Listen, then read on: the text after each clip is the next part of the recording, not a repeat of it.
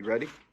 What platform you want me to go on? No, we're gonna do it right now. We're gonna do it over the jack. Oh, you want to do an interview over the phone? Yeah. It's for the podcast and shit.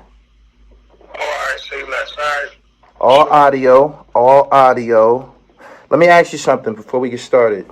I seen you did the first 48 challenge. You still an MC?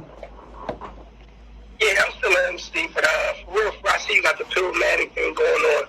But my heart not right there right now. I'm so focused on everything I'm putting together in my home. I just had a new baby and shit, so that's where I'm really at with it mentally. Okay. Hold on for 1 second.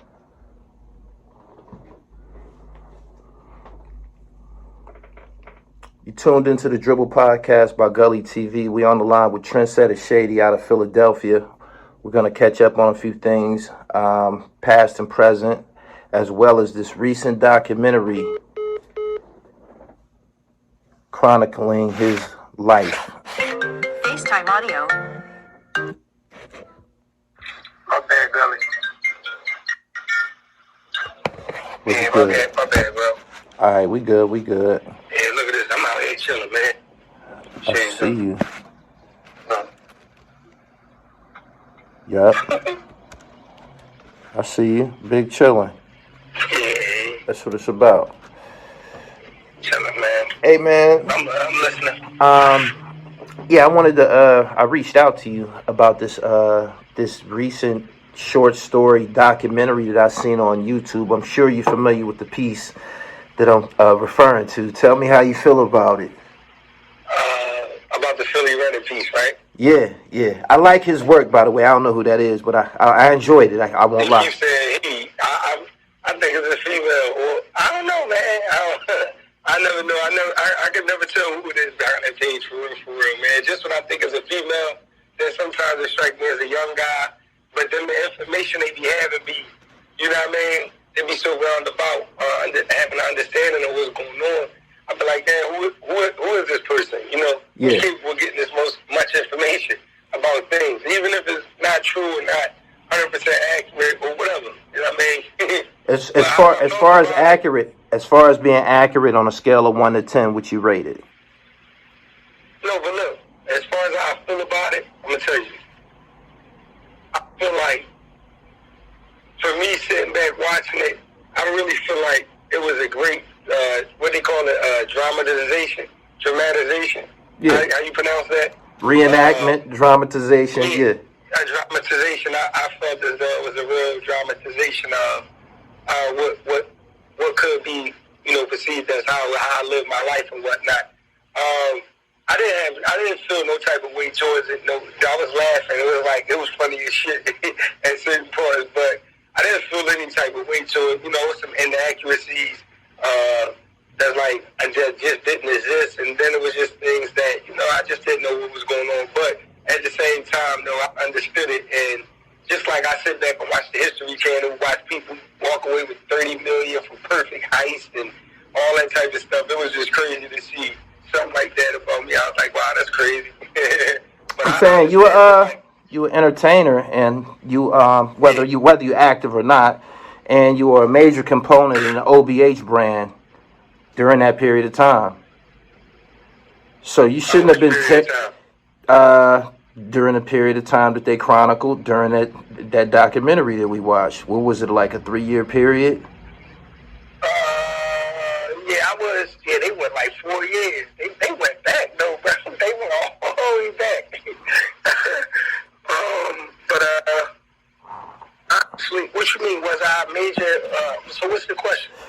One of the main questions that I wanted to ask about was the song. I think it was called "Tough Love" on the Young Guns album. I've known you for a number of years now. We've met in person. We kicked it and shit like that.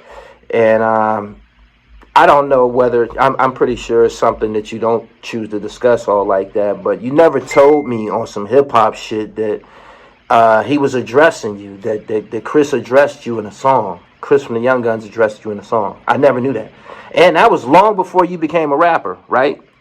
No, I was a rapper. You was a rapper back then? Yeah, I got like 22 years in rapping. Okay. Tell me. So Yeah. The song "Tough Love" is from the what's it? Bullets Ain't Got No Names. And it's from the album Tough Love, they freshman album and whatnot, on Rockefeller Def Jam. So what happened was, me and Chris had a personal conversation, and reality is, like, even to this day, I'm 36 going on 37. Me and Chris has never really had a full-blown conversation about what transpired with my brother. You feel what I'm saying? Like, even to this day, right now, I still, I've never had a full-blown conversation about, like, bro, tell me what happened, because there's certain parts of the story that he can't tell me what happened because he wasn't there. And then you mix all that up with just a person being shocked that their friend is dead. You get what I'm saying? Like, it's just a lot of the parts of the story about what happened to my brother and why it happened and how it could have been prevented, or what was the game plan afterwards. A lot of those things, like, wasn't never discussed with me. I was just like, for lack of better words, it was like motherfuckers was trying to keep me around just to appease me. They wasn't scared of me because it was like, around them, I was like their little brother and shit. Like, I wasn't robbing them or, like, sticking them up. Or most we'd do is argue and shit. Me and Chris, me and Neef, it was a more different relationship. You know what I mean? But, so what happened was, one day I was frustrated. I'm trying to figure out why they keep dipping in and out the city, you know what I mean? I don't know what's going on. Like, I'm just coming home from jail. I wasn't locked up when my brother got killed. So, I'm coming home from Glen Mills, little 16-year-old. My 19-year-old brother just got killed. It's a whole city against me, I feel like. I don't know what's going on. I feel like, there's some real shit going on out here. Motherfuckers inquiring about me. Like, I got to be on my shit. I ain't going down. So since I was 16 years old, I've really been having to be as dangerous as I could be, for real, in order to survive. So, but nonetheless, though, I just felt like they was always bouncing out the city without no consideration towards, my safety or security. And if they really loved my brother like they say they did, then, they would have picked up the slack there, because I ain't need no money. Like, I ain't never get $1 from Chris. Chris never gave me $1. He never gave me $1. That's a fact. I've actually, I ain't nothing to talk about. He's never gave me $1. You feel me? So, for me, I just really, like, me sent me money one time when I was in jail. Him and Dean, me and Dean was in the same jail. And me sent, I think, $50 from Dean, stuff like that. And I got some Islamic books. Dean was trying to get me to buy a TV, and I just bought a bunch of Islamic books. I ain't want no TV. I don't like watching TV. When you say Dean, hold on, Shady. When you say Dean, is you talking about Dean from Dream Chasers? Yeah, Dean. Yeah, from Dream Chasers, yeah. So, in jail, before y'all came home, y'all had a relationship? Yeah, but I don't know nothing about Dream Chasers at this moment. I don't have the slightest clue that Dean even know anybody else from where I know him from. I'm just being honest. I know that's naive to say, but I really have no idea that he has a whole other friend somewhere else. Oh, okay. I didn't really know that. So he was already, that was me friend before he even met me for real. Not trying to just be the big guy in the situation. It was just like my relationship with him was like, really based on my relationship with him was in Nicetown. You know what I mean? It ain't had nothing to do with North Philly, Burke Street, none of that, nothing like that. It was a relationship before I went to jail when we was kids. Then I went to jail. That was my brother, young boy. He was good or whatnot. Whatever the case may be, so on and so forth. Yeah. So how did y'all fall out? How did y'all fall out? I never knew. Yeah. I'm gonna keep it a buck. I was getting word that Chris and me was somehow, being in the same space with the person that was supposed to kill my brother when I first came home. And this shit was fucking blowing my mind, for real. I'm gonna keep it a buck, because I didn't know I'm like, what the fuck? You know what I mean? Right. So I'm steady calling them and whatnot, and I'm telling them, I'm telling them, like, nah, Dean told me up, you know what I mean? And that's when they had, flipped, and it was like, nah, Dean be with him. Like, they kind of, like, manipulated the situation to what it really wasn't.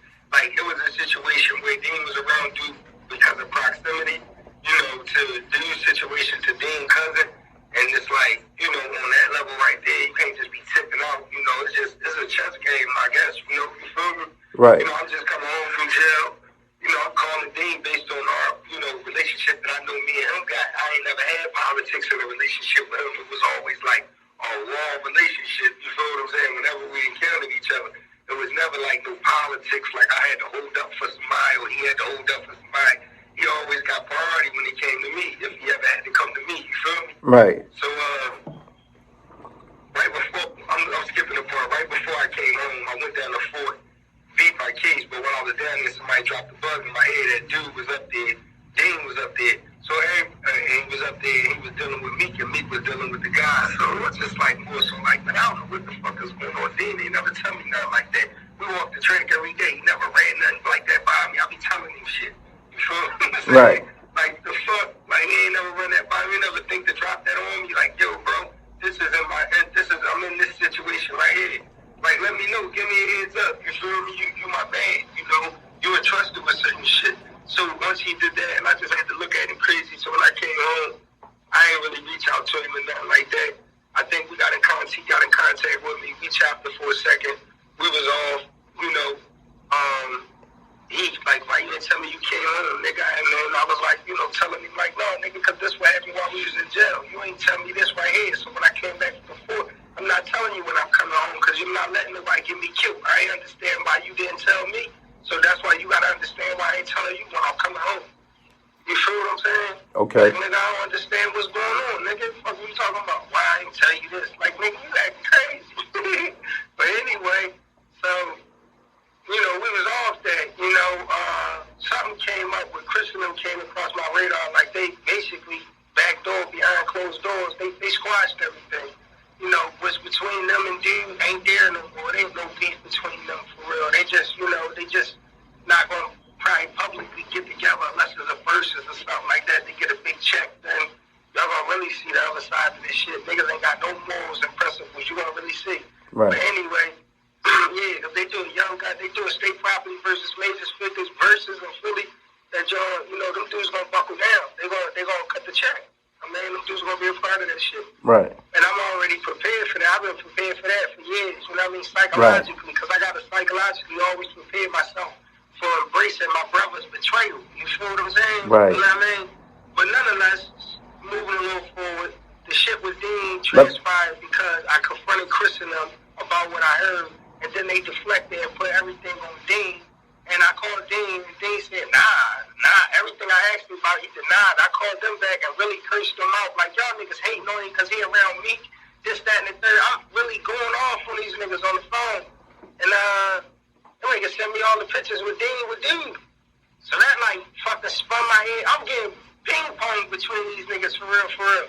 So I called Dean, and I'm like, damn, bro, I sent him the pictures. Like, what you guys say to this? We get on the phone. And he like, man, this chestnut checkers, what you want me to go against my cousin? I'm like, man, fuck your cousin. Because I wasn't really thinking like, fuck your cousin. I was thinking more so like, nigga, you my motherfucking man. Nigga, you should find a way. Nigga, what the fuck you talking about? Like, right. That's what I was thinking. Let me ask you something, Shady. Hold on, Shady. When he said chestnuts, not checkers, now, today, did you understand what he was trying to say? Yeah, I understand what he was trying to say. Like a motherfucker, man. Like, he wasn't wrong, fool. I told you it was like... He was basically saying he was trying to bust a move. I ain't even going to put that on it. What I'm saying is this, man. He was letting me know how I was moving wasn't the way to move to be successful in whatever era. Got it. Whatever I wanted to do, that wasn't it, dog. Like, nigga ain't ready to move like how you want to move, Shady, on some emotional shit. You ready, nigga. I'm on a whole different level. I wasn't even aware of what he was doing. You feel what I'm saying? Right. I wasn't aware of what the environment he was in. I've never been around that shit at that time. I don't know what the fuck is going on. You know what I mean? Right. I'm just coming home square from Delaware thinking I'm just on some tough guy shit.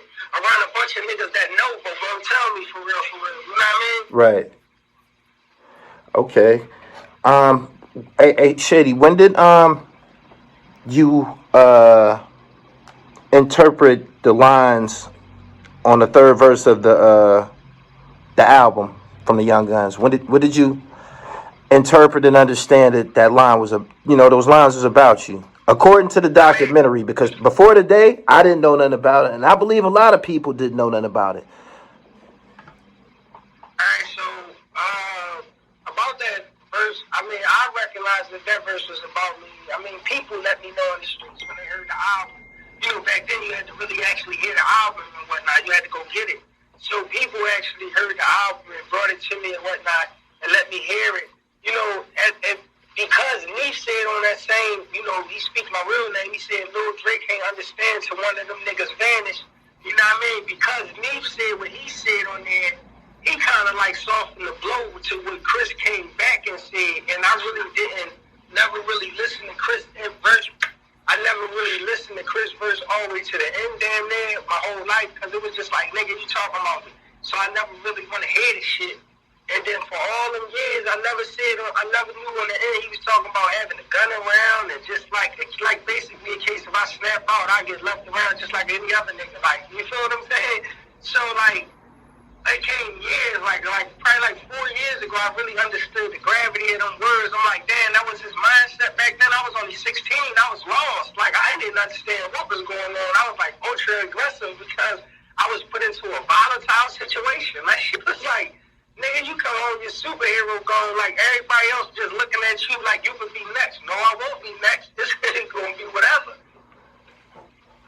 Okay. You know, so that's when I found out when I was young, but when I really understood the gravity of the words, it wasn't like until like the last, 5 to 10 years for real, I would say like the words really start like, I really started looking at the mindset behind that shit, the mentality behind when you write something.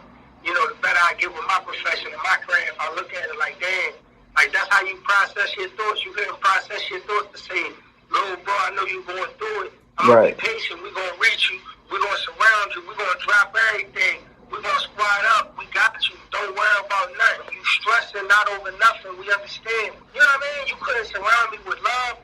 You had to, like, get defensive, based on me being emotional. Not, attacking them, because I wasn't attacking them. I wasn't dropping diss records or nothing like that. You know what I mean? I ain't even dropped a response to that record ever, really. Right. You feel me? Right. So, like, I wasn't dissing them. I wasn't, it wasn't none of that. It was just like, behind closed doors, motherfuckers be dealing with me like I'm their little brother, but then when it comes to the public, because of, like I heard behind closed doors, they made a peace treaty, because when it comes to the public, they never share my shit, never post my shit, never even stand by me in the public. It's like we don't even got no real relationships. I'm like, this shit crazy, this shit, this shit, I ain't imagining it. So once they start carrying it like that, I had to start recognizing it like that. And that's how I treated them. Like, I don't feel no type of way about nothing. Like, niggas don't give a fuck about me, I don't give a fuck about them. You feel what I'm saying? Right. I let niggas go. I don't be with that fake love shit. Like, niggas gonna say, no, that's little bro, that's little bro. No, ain't no fucking little bro. Y'all give other motherfuckers advantages. You feel what I'm saying? You share this motherfucking shit. You do a song with this motherfucker. Me and Gunna do a mixtape. That shit go platinum in the city. You feel what I'm saying? Yeah. That shit go platinum. And the motherfucker say, damn, that's small-minded. I can shit is going to go do more than that. It's going to probably be a regional classic. It probably could do more than that, depending on what we do. But I'm saying I was never given the opportunity of a motherfucker that lost his big brother that I know for sure would have made a way and the opportunity for me to get out there with my talent. I've been rapping long as just as long as Gunna. You feel me? They don't owe me nothing, and they don't owe my brother nothing. You feel me? But the debt is I feel like the debt is clear because motherfuckers is just honest about how they feel through their movement. Nigga said he was gonna name his first son after my brother. He said, my word, I swear to God, my first son is gonna be blessed with your name. Nigga, you know I belong psychologically and emotionally. I cleared myself out to let him have that room to do that, to honor my brother, to show his brotherhood to my brother. You feel what I'm saying? Right. He forgot about those bars. And then, I heard him say some shit when he was growing up. He's like, ain't no friendship when you gone, B. And I replayed that shit over and over and over. And I'm like, what the fuck is he talking about? Ain't no friendship when you gone. Like, tell them niggas business only. Ain't no friendship when you gone, B. And it's like, that's how these niggas really think. Like, when you die, like, they don't give a fuck about you no more. So, like, from there, everything else been motherfuckers assuming and just thinking that my emotions is tied up in this, tied up. I ain't emotionally attached to that shit in that capacity, man. I know what the fuck is up. The motherfuckers don't pay a bill over here, I don't pay a bill over there. They don't bust a grape over here, I don't bust a grape over there. Right. You feel what I'm saying? Right. Motherfuckers ain't never come and hug my mom and sit down with my mom after my brother got killed. They never came and sat with my family, scoop my little brother up. The niggas had beef with me because of my psychological issues. I got a whole little brother that look identical to my big brother that got killed. You feel what I'm saying? So, like, this ain't even about sliding on nobody or putting no paper on nobody's head. It's just like the fundamental things that people do when they really love somebody and lose and they go to their family. They tap in with their family. You know what I mean? Right. They make sure they make sure they good. You know, X, Y, and Z.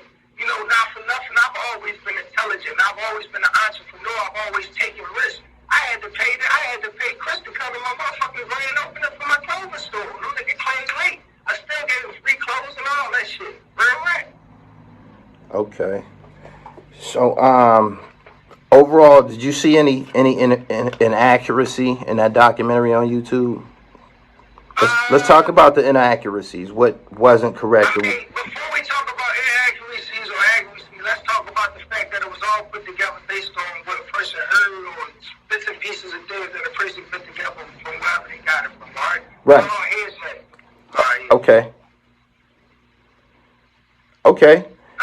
I mean, yeah. With that being said, Yeah, you can ask me, yeah. with that being said, okay, we done already established that a lot of it is hearsay and clips that were spliced together. Overall, was there any blatant inaccuracies that you would like to confront or discuss? Yeah, when they say risk takers, trendsetters was my childhood friends, that's not true. My childhood friends is OFP, UAG. You know what I mean? York Street and Cumberland Street. You know what I mean? Those my childhood, not gangs, those my childhood, you know, rap groups that I used to rap with and whatnot. That's just number one. Trendsetters was just the name of my clothing store. When I went through the situation with Dean, DG Academics looked at my Instagram handle, which was Trendsetters_Shady, and uploaded the clip, and the shit went viral, and he tagged it Trendsetter Shady. And from there, that's where Trendsetter Shady was born. Damn. Other than that, I was just Shady Black. I just had Trendsetters up there _Shady because I'm from Right. that's my store, and I'm so he just took that and changed my whole name around. Before that, nobody ever called me Trendsetter Shady ever. I'm saying you start rocking that shit. You start rocking that shit. So what I did was I turned it to a brand, man. I really got like an invoice in there between like 20 different orders. I really got an invoice in there for like 19,000 shirts and shit, different types of shirts. And I done sold all those shirts at like, $20, $30 at a minimum, man. Like, them Trendsetter shirts was rocking, but nah, it's like, I felt like, you know, that was inaccurate. The risk-taking thing was very inaccurate. Risk-taking didn't have anything to do with it. Risk-takers was born, you know, in Allentown with a group of dudes that I was dealing with, and with a group of dudes, and I was dealing with one of the leaders of that group, and he brought me in, wanted me to spice up the group, bring some life to it. He believed in what I had going on and shit. And from there, I was repping that. And I always say I'm the leader of the division, meaning like this is what I got going on over here, but I ain't taking away from what they got going on. I just kind of like came and revamped it, gave it a new logo, start screaming on every song I was on. You feel what I'm saying? Just X, Y, and Z. I never tried to take ownership of it or nothing like that. Even when shit went south with me and them, I never even tried to take none of that shit, and I couldn't for real. But that's a whole nother interview. We gonna get to that, but nah, it's like what you were saying, bro. Just inaccuracies. They said you shot Lik. They said you shot Lik Moss. Yeah, I only did. You know, yeah. I never shot Lik. All right. Any other ones? It was a few, I believe.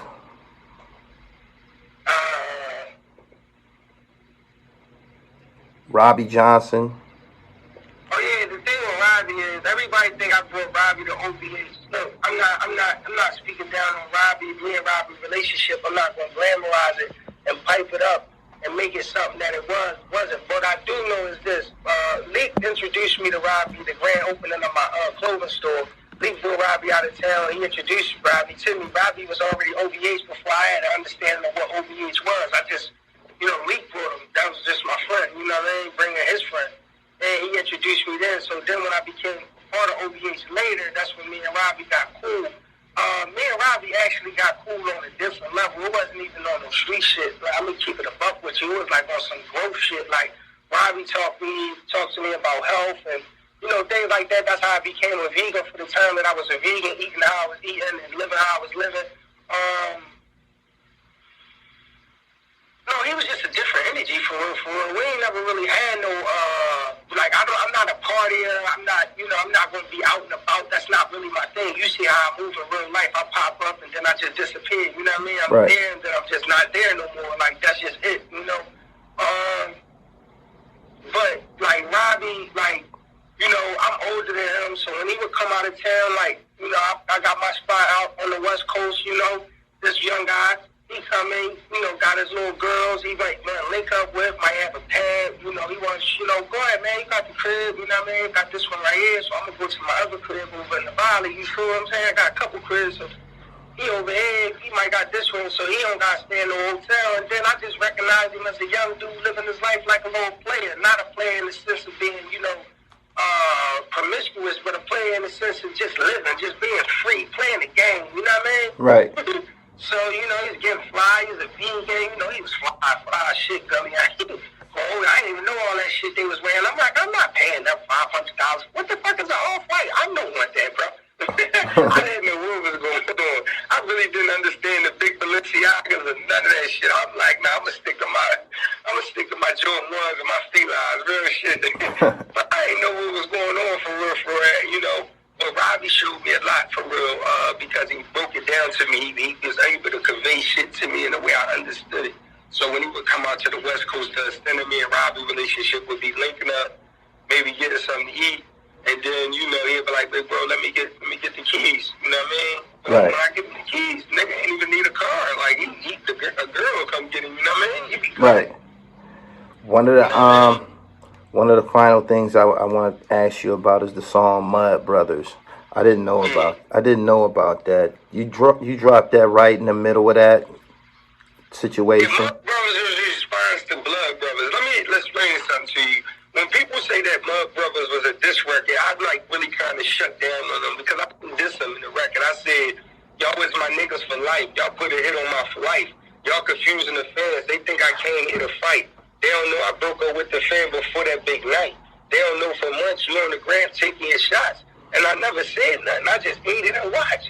Lik guilty because he aided and debated the plot. I had to pay for the drop. I had the patience to stop. I put some distance between it. I created a drop. A lot of them wanted me, you know, I'm making it out. I'm legend, nigga. Will Smith budget, nigga. Bomb in my hand, go boom, won't budge a nigga.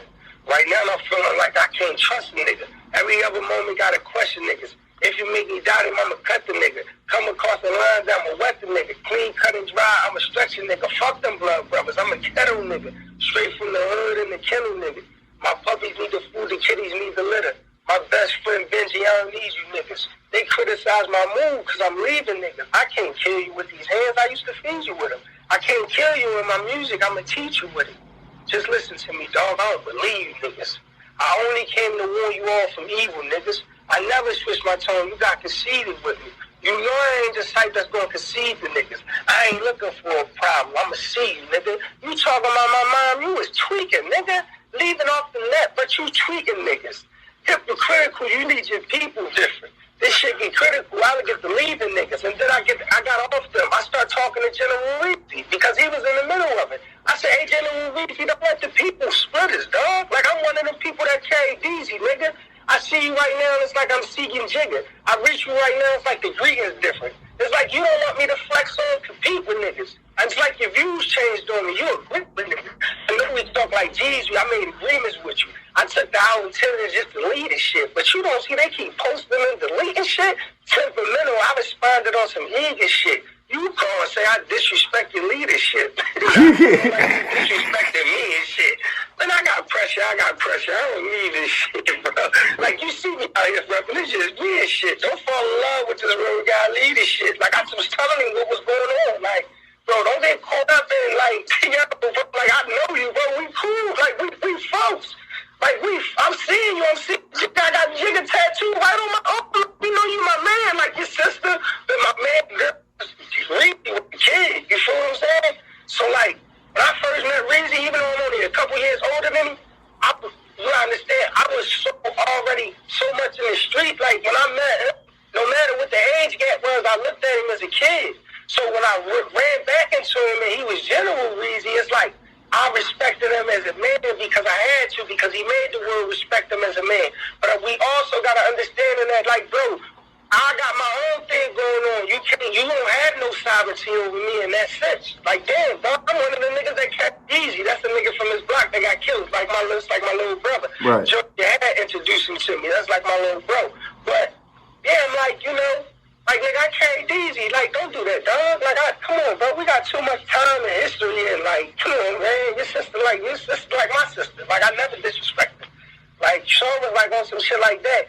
And the story get a little deeper because when General Reezy called for the truce between me and Ad, I'm the one. Hold on for 1 second. You tuned into me. You tuned into the Dribble. Got Trendsetter Shady on the line, airing it all out. Make sure y'all subscribe and follow on all streaming sites: Spotify, Apple, Spreaker, Amazon, etc., etc. Yeah, I'm back. Pardon me, Gully. Go ahead. Got the kids on the road.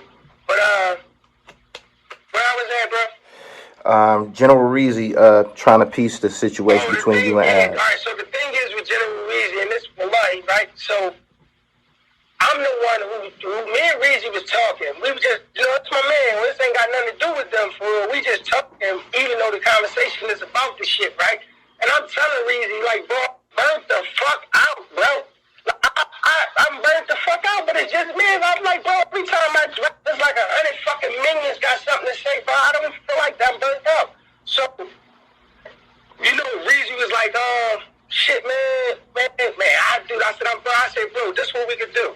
You call for a truce, they accept it, I accept it, bro. You big enough to do it, bro. Call for a truce, they accept it, I accept it. He didn't go and do it immediately. So what happened was, I went to sleep, and he called for the truce. I'm knocked out. He called, because at the time, I'm up all times of the night. So when I do crash, I'm crashing. So I'm sleeping. He calling my phone. They done did the shit on the internet. They done put it up and took it down. By the time I get up, I see all the stuff they put up about me, like going at me, calling me pussies, is back on, this, that, and the third. I go straight at the niggas. And then he called me like, damn, bro, why would you put that shit up? I feel like you disrespect us. I feel like you disrespecting me. What the fuck you talking about, bro? If you call me talking about like that, that's like, I really would. Nigga, I'm the one who told you to call it the truth. So why would I fucking say play with you, bro? I was fucking asleep. And then he got locked up after that. And then he came home. And then he's unfortunately, he's murdered, man. And that was it. With that. But yeah, my brothers was not a diss. If it was a diss, can you tell me it was a diss? I never knew about it. Did you hear all them bars? Did it sound like I was dissing people in there? Or stay in my case? Only time that I heard you like directly address them is when you said, "I don't need you niggas." I knew who you was talking about when you said that, but everything else could be, received as esoteric or something like that. Yeah, you was just barring. Yeah, and I was really laying it out step by step, like laying my complaints out. Like, I only came to warn y'all about this nigga right here. Like, damn. Right. I didn't know like, I didn't know that you addressed General Reezy in the song, though. I didn't know that at all. Yeah. Nobody else would really address General Reezy because they didn't have no real street relationship. See, me being able to address him wasn't about him being scared of me or me being scared of him. I was able to address him because I had a real solid relationship with him. You feel me? And the things that I was saying out my mouth wasn't based on no fuckboy shit. It was based on a solid understanding that me and him had that I felt as though he violated. You get what I'm saying? And I felt as though if I would have violated him and that man there forgot what the situation was and didn't really spoke out of turn like this man got to submit to me, and he would have really went at me. I mean, he handled it like how he's supposed to handle it. I don't know, because I never seen him again. But how he handled it when we was on the phone, we just got off the phone with each other like, all right, bro, man, I'm off that shit, man. It is what it is with them niggas, man. That shit putting shit between me and you. And we just got, he like, all right, man, you on your shit, man. We just got off the phone like that. But I never seen him talk to Reezy again. I sent him, when I got finished the verse, I sent him the verse. Mm-hmm.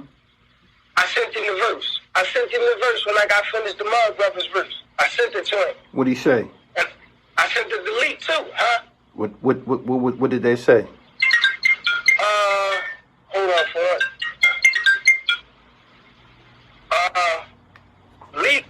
Lik didn't, how I put these on, if I put this on, do not disturb right here, hold on. Airplane mode, or do not disturb. bad, Gully. Just I mean, Lik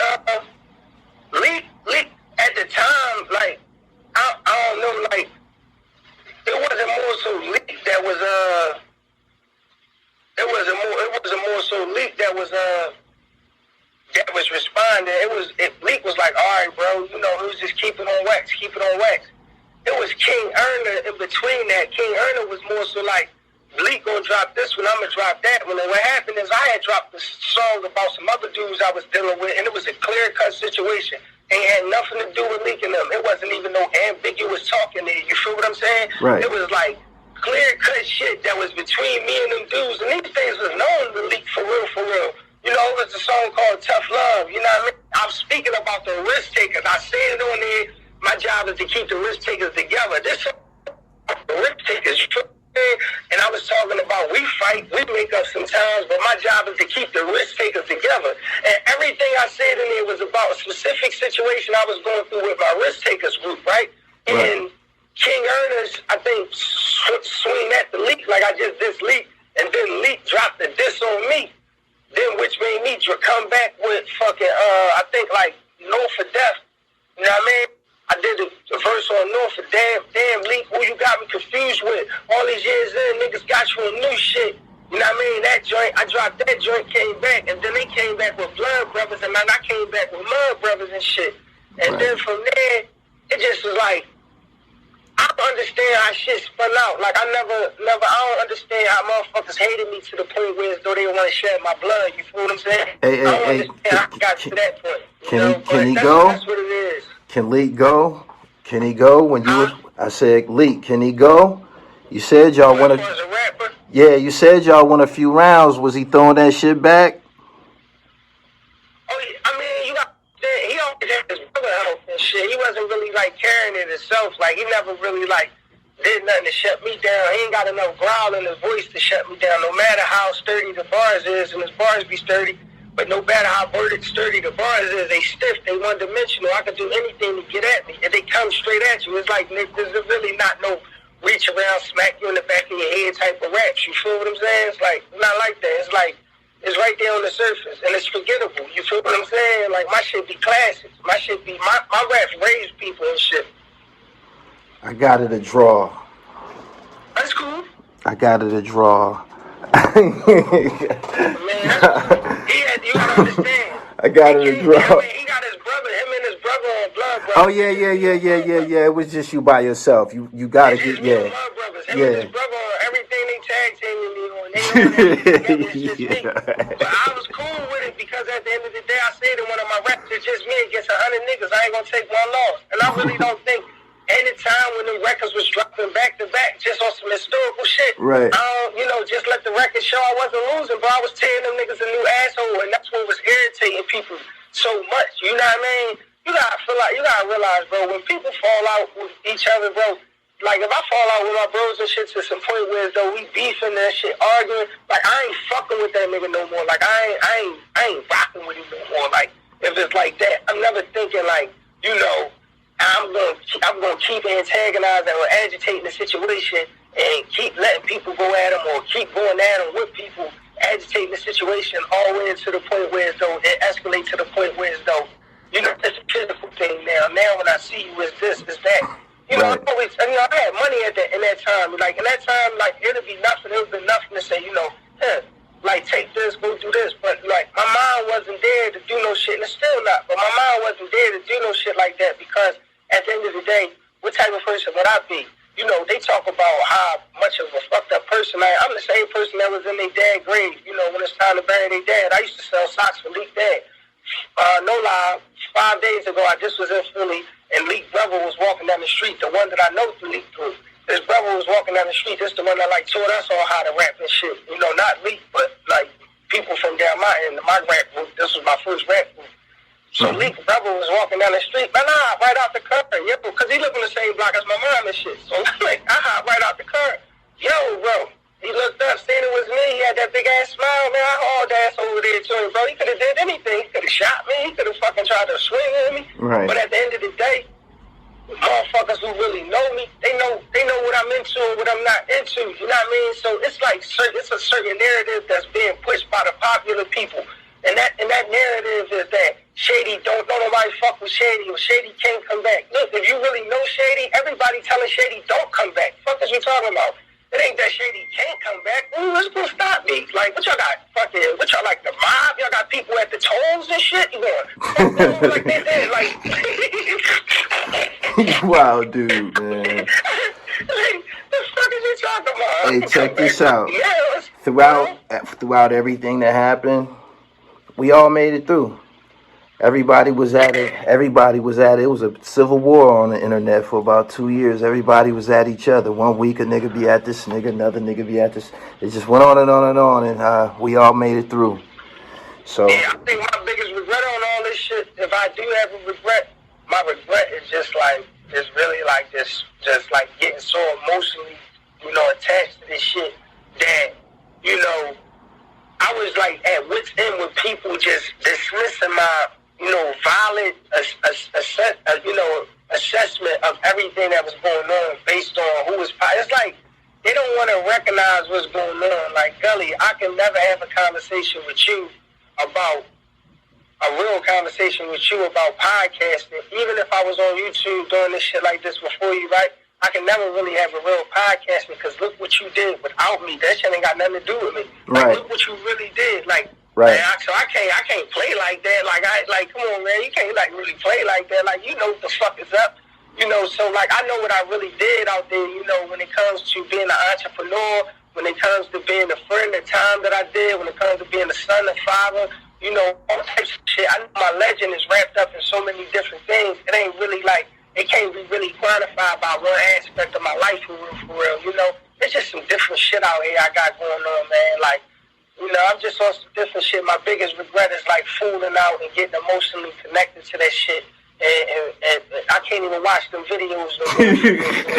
Like, I'm like, that nigga was tripping. Yeah, he was wild. How the fuck I had all them phones? I had like 3 phones and shit. All this shit Wi-Fi. I had Wi-Fi in my car and shit. Like, shit was crazy. I was never losing Wi-Fi. I was on them niggas' ass through the desert. I'm pulling the fuck up right now, nigga. You was my first, the first time I ever used my YouTube live stream was after watching you going berserk. And I was like, oh my God. And I didn't get on there to talk about OVH. I got on there to talk about you. This nigga done lost it. Yeah.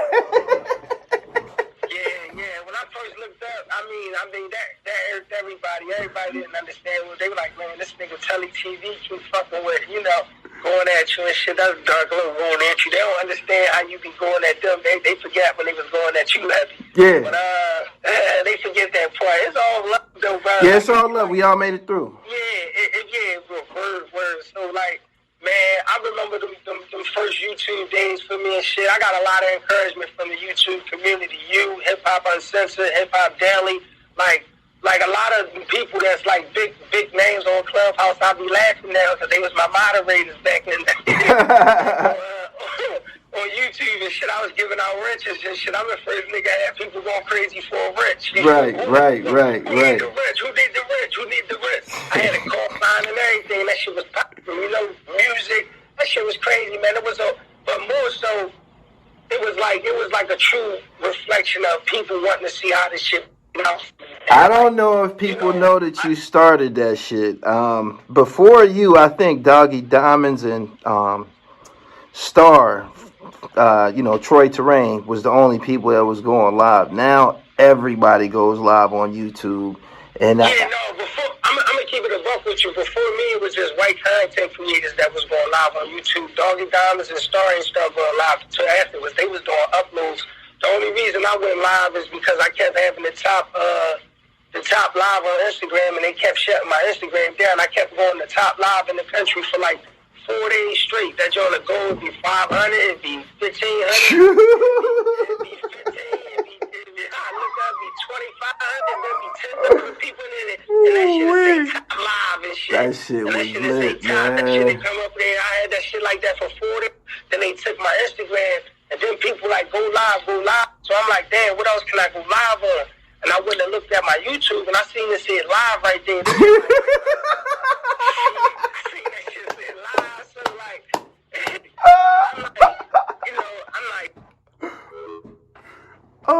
shit. Shout out to Trendsetter Shady. We're going to clock back in at some point. You tuned into the Dribble podcast. That was Trendsetter Shady giving his account on the situation that derived from a recent documentary on YouTube about his life. Basically, someone did one independently. I enjoyed it. He enjoyed it. And this was the follow-up interview. Peace.